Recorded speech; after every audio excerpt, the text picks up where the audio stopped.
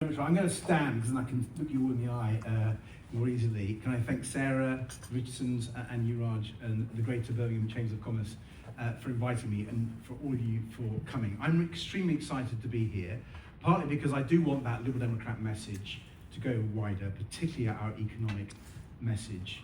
But I also know that ahead of May's elections here in the city, there's a real opportunity for my party to stand up and to fill a gap that's being left by the two traditional big parties, and also to stand up to the populism, the divisive populism that, if we aren't successful, we'll fill that gap. And I think we can do that, and that's one of the reasons I want to be here and why I'm going to come back here, because Birmingham is such an important part of our country and our economy, and I want to make sure that it doesn't go down the road of divisive populism.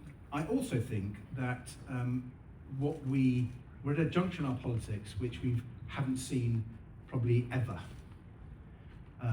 With the right-wing split, that's the first time that's ever happened.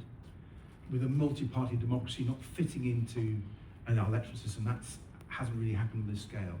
And that makes politics really unpredictable. And it puts a challenge on people like me to make sure we're getting out as much as we possibly can.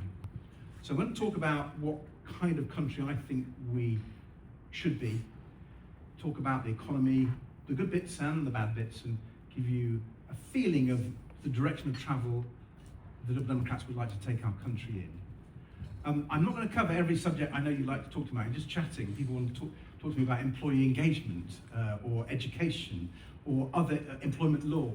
Please ask me those questions. So just because I don't cover your issue in my remarks, feel free to ask me about it in the Q&A. And if you don't get a chance to answer it then, please write to us, let us know. I'm keen to engage and cover whatever topic is that you want to ask us about. But let's go to my core question. What kind of country do we want to be, and how does the economy develop to deliver that country? And it's challenging at the moment when you look around our country. When you talk to people, they say things aren't working anymore. They're extremely worried by the cost of living. That's affecting people across the country, across income groups actually. And people are worried about the NHS and so many of the issues. And they thought at the last general election that when voting for change that they would change those things, and they've been pretty disappointed in what has happened since. I think businesses want to change. Rising costs come up in any discussion I have with business, whether it's energy costs, labour costs. Rising costs is such a huge issue. Declining markets is an issue as well. It's often behind a lot of the concerns that many businesses have, and I think people wanted those to change at the last general election, and that haven't. If anything, it's got worse. And if the two big traditional parties have lost the trust of people, of their traditional supporters, the question is what does fill the void, as I said earlier. And that's the case nationally, it's the case locally here in Birmingham. I think the current city council is having huge problems, and certainly we get reports that their vote is going away, and therefore, how does we respond to that locally as well as nationally? And increasingly, I think it could be a battle between my party, the Liberal Democrats, and Nigel Farage's Reform. And that might sound a little bit presumptuous, but I think it's increasingly looking like that. And that puts a huge moral responsibility on us, because I don't think Mr. Farage and his party represents true British values. I just don't think they do. And I think they look backwards, I think they look inwards. I don't think they see what's best in our country. They certainly don't celebrate it. And I think their vision, whether it's on the economy or on social policy, would be an absolute and utter catastrophe. And we would see Trump-like policies here, which I don't think people want. And so if that's the alternative, we've got to make sure that people hear our alternative, which is more positive and constructive, and it is absolutely wedded in traditional British values of decency, tolerance, respect for the rule of law, the sorts of values that have made our country great. So how does that reflect on the economy? Let me just start with positive about our economy, because at the moment, understandably, people are being very negative about the economy, and we can all do that, and I will do that shortly.